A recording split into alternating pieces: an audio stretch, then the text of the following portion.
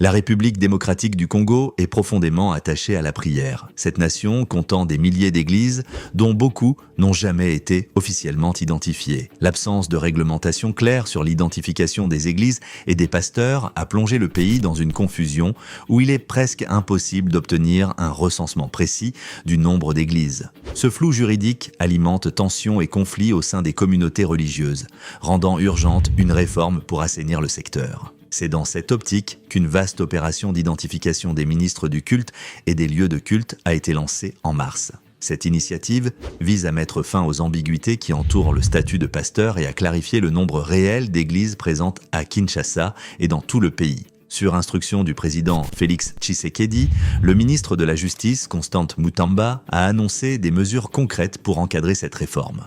L'objectif ? Instaurer un cadre réglementaire solide qui apportera transparence et stabilité à l'exercice du culte. Bien sûr, comme toute réforme majeure, celle-ci ne sera pas accueillie sans résistance. L'opération d'identification concerne tous les responsables religieux, qu'ils soient du pasteur, prophète, imam ou apôtre, afin de poser les fondements d'une pratique religieuse mieux encadrée et respectueuse des normes établies. Il y a beaucoup de conflits au sein des églises aujourd'hui parce que il n'y avait pas des règles claires sur l'identification, sur l'organisation des milieux des cultes. Et nous, ça nous fait mal.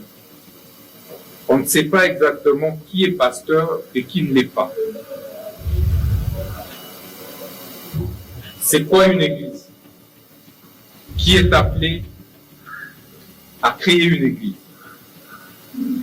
Aujourd'hui, on ne sait pas déterminer le nombre exact des pasteurs qu'il y a à Kinshasa ou en République démocratique du Congo.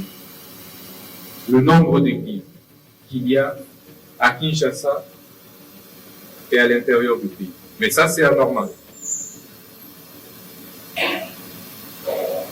C'est d'autant plus anormal que nous avons, sur instruction de la haute hiérarchie, de son Excellence, Monsieur le Président de la République, chef de l'État et magistrat suprême, qui m'a instruit en tant que garde du sceau de pouvoir lancer cette opération d'identification de tous les pasteurs, des prophètes, des imams, des apôtres, que sais-je encore. Question de remettre de l'ordre dans ce secteur.